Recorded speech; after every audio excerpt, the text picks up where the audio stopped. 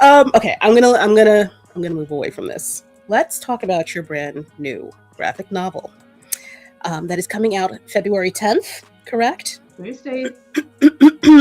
Are you excited? Are you nervous? It's a little wild. This isn't your first, but this isn't like this is big. This is major. This is my second graphic novel. The first one was a non-profit graphic novel that we did here, called Trinity City Number 1. This is actually book number 3.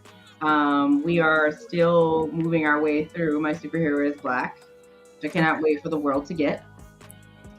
But this is the baby that is my first big solo, because even though I plotted Storm Life Dream, shout out to Brittany Morris, the other Black woman on that book, and the other writers and artists who like knocked it out of the park. Because look, I could not write a fight scene like that fight scene that Curtis Baxter was able, like I said, fight scene. It's not that I didn't know there was a fight scene, but the fight scene that Curtis Baxter wrote, the empathetic scene that Brittany Morris like orchestrated, and then the artwork of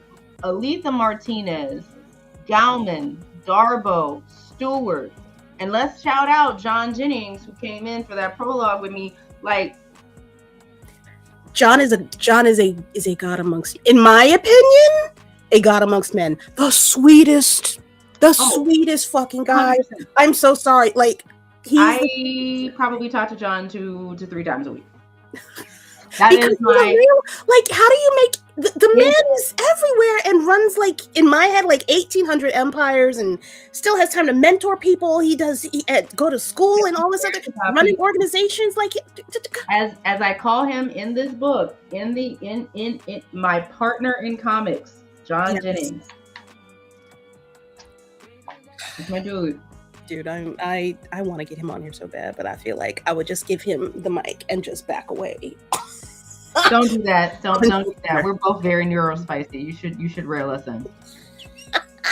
That is. He'll tell you he's neurospicy. I am too. No, that's why I try to be very self-aware. I'm giving away a little bit of my sauce behind the scenes. A little self-aware, but also extremely accommodating to anybody and everybody that comes through here, whether I babble or not.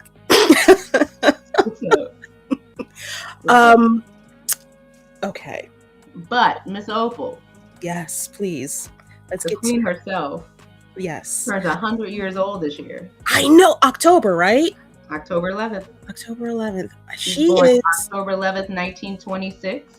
I don't know how. 400 years before the first recorded presence of African slaves on the North American, what is now called the North American continent.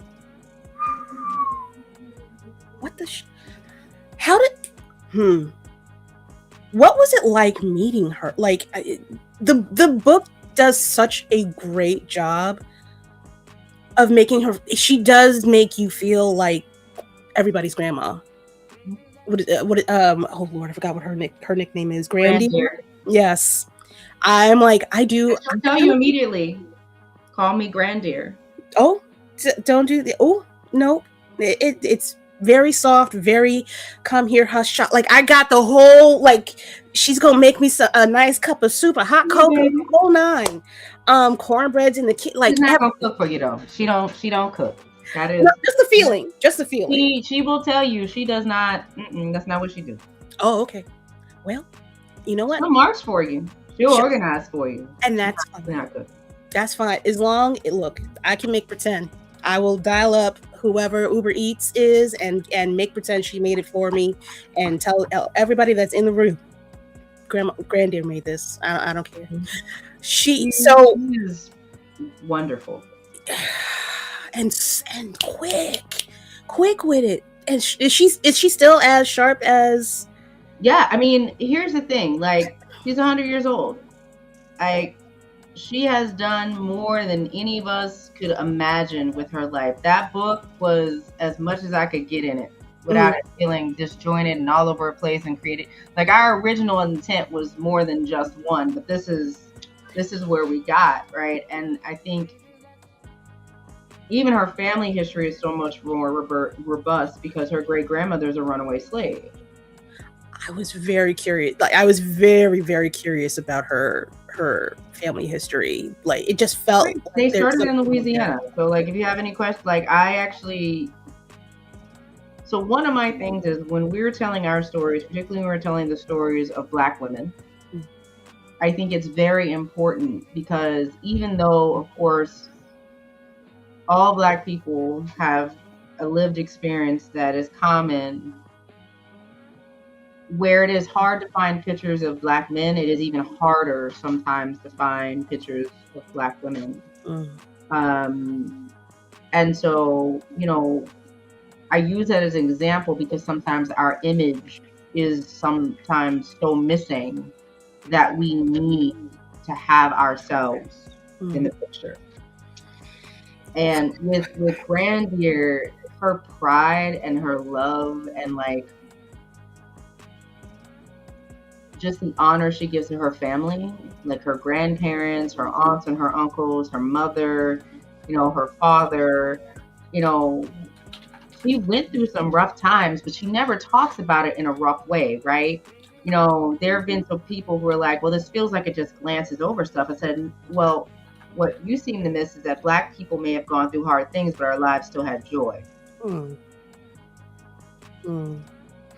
And joy still existed, and joy is resistance. Yeah. That has been a theme that I've been kind of hovering around the last couple of months in my life, is perseverance. It's trying to find joy, even though all of this noise is going on around us. You can still, I struggled with feeling happy during all this, guilty for feeling happy at points during all of this, which the louder part of me is like, Hooker, shut, what are you doing? What are you talking about? What are you doing? What are you doing? Mind your business, be happy, go about your life. Ain't nobody looking at you that hard, go away. It's real. And I think that was one of the reasons why I believe this book is so important. This honestly helped me realize, you know what? It does not matter what anybody is trying to do to you. Do what you need to do in order to live. Do what you do in order to be comfortable. We're still not comfortable. To build community, to care for each other. Right. You know, Miss Opal and her siblings and her mom moved, I think, around 13 times before they got to that house in 1939. They had just moved to Fort Worth in 1936. So 13 times in 3 years. And what is it? The last was the people in that lovely neighborhood that kind of pushed them out. Fort Worth Polytechnic. Was that part of the 13 or was that after? Yeah. No. Yeah. So it was very hard because you had a single woman, because at a point in time, she and her husband were separated. They got back together and later divorced. But you had a single woman who had 3 children. Yeah, no, that's... Was it 3 or was it 2 at the time? It's 3. No, was it... I'm thinking of the very racist people that threw that rock through her... Oh, you're talking about, yeah, that. Well, and some of that is creative fiction, right? So, you know, what is true about that entire situation is that there were people staring. What is true is that they moved in while people were at work, and so it didn't really start until later that evening. What is true, and what I did find in newspaper reports is that someone did knock on the door. And someone did tell them they needed to go ahead and get out of the neighborhood. What is true is that there actually was a man who is and you can look at the newspapers in Fort Worth. I'm not going to say the man's name. What is true is that there was a man who was working quite diligently to change the rules of who can move into the neighborhood and who could not. What is true is that there were eventually 500 people outside of her home, several police cars, police officers and deputies. What is true is that she was sent to a neighbor's house in another neighborhood. What is true is that her parents left after she did. That incident with him getting his little revenge is not true, but I needed. It felt better to put that in. I needed to have his moment, so I gave him his moment. Yeah. And what is true, they eventually moved to the house that you will later see her in when she's graduating from high school and where she would raise her children. Okay. But yeah, I want to commend you because in reading I want to call it is it prelude, forward, preface? Thank you. Yeah. I appreciate you saying up front and center, like there's some I want to say embellishments in the story that helped me significantly, because I'm like, okay, if I'm very sure 90% of this stuff is accurate, but in order to have the story move along in a cohesive manner, you've got to. And I would say 95% of it. Now, not all of it's time accurate, but if you look even at the movie Hidden Figures, Katherine Johnson wasn't married when she did those numbers and did the moon flight. She wasn't married till later, right? But for movie's sake, you have to shorten it down. But I will say about 95% of it, right? Because even her trip to New York and the Mahalia Jackson situation, I had to research when Mahalia Jackson was singing in New York, so I could at least try to get one of the instances that Mahalia Jackson was there and pick a decent year, so it wasn't before or after it should have been. And it coincided when she was still a third grade teacher and not a visiting teacher, right? And so these things are malleable, but there are a lot of things that we tried very hard, even with the inclusion of Sandy Ray, who's actually a very well-known preacher and was the first Black man in the Ohio State Legislature and went to school with MLK's father. So yeah, MLK Jr. called him Uncle Sandy. Oh, okay, all right. God, see, you should. I wish you had said you were going to make a second book. I really wish you would have stood 10 toes down on that. I feel like you could make a second book and call it the expanded universe of Miss Opal Lee and her and the book has a name.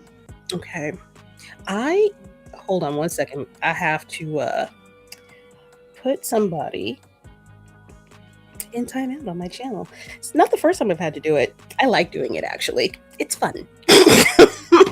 Oh. They're always fun. Just means I'm popular, people. The trolls are coming. Yay. So for you, like, how was it reading the book? How was it reading the book? Yeah. I was sad. I read that book in 2 days. It only took me 2 days because I have a 9-to-5 and it's in medicine. So that literally means I had an hour each day to read the book. It got very nostalgic. I remember sitting, like, as far as the visuals go, I got very nostalgic. I got pulled back into the cartoons from the 60s and the 70s, like the Schoolhouse Rock type of energy to it. So it's like, oh, okay, I know what this is. I'm going to sit down and enjoy this. And then the story, I'm not a very visual person, but when I was reading the words, I could actually see their mouths moving and I could see them walking along and talking to one another. It was great for me. And this is coming from somebody that's from New York. I've had no idea what Juneteenth was until it became like I've heard it. Yeah, I'm like, all right, that's not for me. Because Black people gained their emancipation in 1827. in New York. After a 15-year gradual sunset law. Yeah, sort of. I teach that in my class. Don't mind me. Okay, no. I mean, oh, wait, where are you teaching, by the way? I teach at Xavier University in New Orleans, Louisiana. Oh, you still home? I thought you were on the West Coast, girl. Hi. I moved home. I stay home. Okay, good.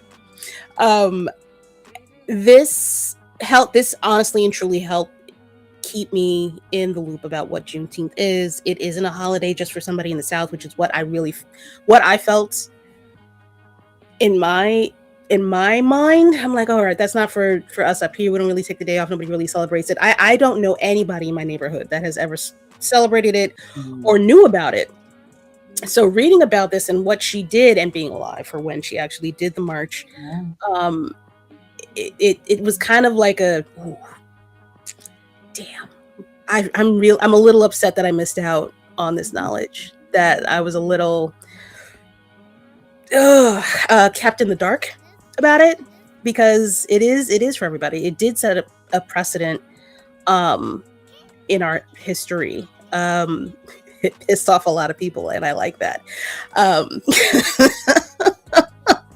So I'm always for learning about people persevering, about some form of justice or acknowledgement of an injustice that's been corrected. So this book absolutely did it for me.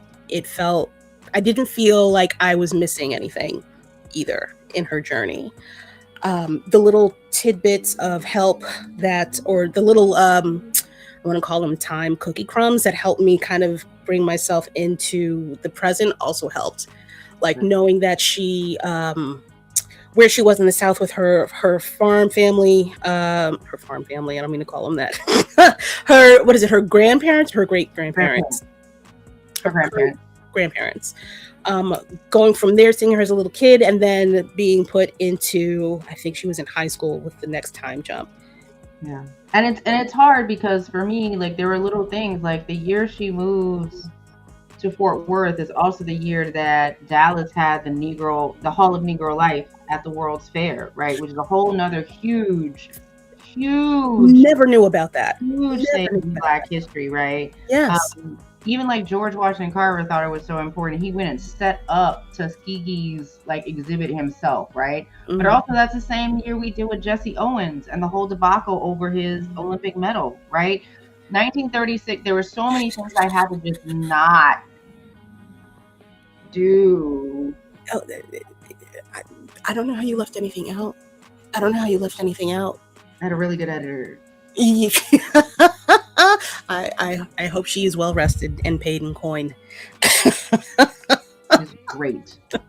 She did a fantastic job. There were so many, and to that point, there were so many other things about the South in general and the time in general that enlightened me about other pieces of history that I had no idea about. The things that I now want to go and actually look up. I didn't know that there was a Black World's Fair in Texas. So the wild thing is, there was a Black World's Fair on the other side of Fort Worth, and then when they did the World's Fair, the Hall of Negro Life, because someone from Texas, from Dallas, went to the federal level and got the money earmarked, $30,000 to build the building, and it was run by, curated, set up. In fact, W.E.B. Du Bois wrote a pamphlet called "What Has the Negro Done for the United States and Texas?" I will let everybody in the audience know she cites all of her sources in the back of this book. So if you are the type of person that loves to do research, please go and get this book, number one, and read it. But if you want to dive deeper into any of the things that like sparked an area of interest, every single point is notated in the back of her book.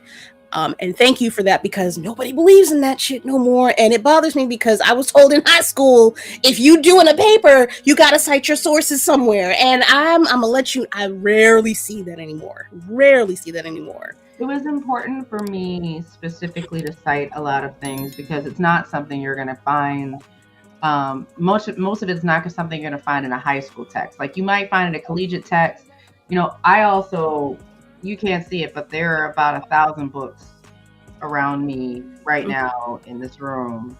And I collect them, but I specifically collect stuff by Carter G. Woodson, Rayford Logan, Herdeker. Like it's a big thing to collect these original sources, because while some of the information is dated because they didn't have access to the other information, it gives you a perspective. Sometimes the information has been lost. Which drives me crazy. There are things in my life, in my apartment, that I know my grandmother had, and it's dust. It's dust now, just because we didn't know about it, Grandma. And we couldn't take care of it. So that is like true historical documents being lost. Chaps a butt cheek. It's so important, and I think having having what is it, or verbal our oral histories are especially important now, because I mean, yes, potentially you could put it up into the cloud. Yes, it could potentially get deleted or whatever, but you have to have some kind of another place in order to keep that record, and I think most people do that. And I'll say how David Dennis said to me, he said, keep your Bibles. Our grandparents put all of that information in their Bibles. That's how I figured out that my great grandfather was from Barbados, and which parish he was from. Do we have an actual written record of that in Barbados? No. However, we do know that it's a fact. Right? He just liked to leave places without documenting it, but that's okay. We won't talk about that. I just want to go through some of the artwork that's in here. Like I was saying before, it gives me Schoolhouse Rock type of vibes all the way throughout it. It's very clean. It's not overly done. It doesn't, and I like it when it's, I don't want to call this simple, because drawing for me in my head is not simple. But I like it when it's clean like this, because it doesn't feel like it's begging for attention. Like, listen, we're here to tell you the story. We want you to be immersed in it. We don't want to overwhelm you with looking for all of the fine details. Oh my God, look at this swooshy line. No, very straightforward. We wanted to make sure it stayed that way. Yes, like Miss Opal. She does a lot, but she, in my mind, nice and easy going woman. She's not going to hit you over the head with anything. She's not going to ask you to do more than you're capable of. But she knows. No, because she knows you're capable of more than what you think you are. Okay, I'm not mad at that at all. Oh, Georgie, I swear, I promise. If you want to hit that back button and then Hi, George. I love you, boo boo. How are you? What? Okay. Where can people find this book? Where can they buy it? Everywhere that fine books are sold. Oh, literally. I'm very excited. Barnes and Nobles, local bookstores. For those who are in New York, Gladys is going to have it. We're really hoping. We were supposed to do something in February at Gladys Books and Wine. I'm hoping that we'll get to it after, in March. I'm hoping that I can get back to my old stomping grounds at Anyone Comics and do a book signing there. More details if it happens, but it is available nationwide. And you know what? If they don't have it, if your library doesn't have it, you need to go tell them they need to get it. Immediately, you can actually ask your local library to put it in their rotation for you. Get 2 copies. And I think you can also, is it going to be available on like Libby or any of those types of places? So there is a Kindle version. So that all depends. and here comes my MLIS working that I haven't earned yet, but I'm still in school. It depends on your library's agreements about digital and electronic books. Okay. Tell them to get up on it. Come into the 21st century. Please, I'm begging you. Miss Angelique, I want to thank you for talking about Miss Opal Lee, this queen. Oh my God, I love her. I love you for accepting the challenge of writing this book, even after you realize you might have bitten off more than you can chew. You clearly were the person to do this, and you did it extremely well. I look forward to more works coming from you, y'all. And taking over the planet. That's fine. I like that. Just a little bit. Do you want to stick around for like 2 more minutes? I'm just going to go through a couple of comics and a Kickstarter or two. All right. Okay, cool. Let me get into this. All right, y'all. This is my favorite part of the show. You know what this is. I'm going to hit it with the 1, 2, 3. We're going to talk about my bodega.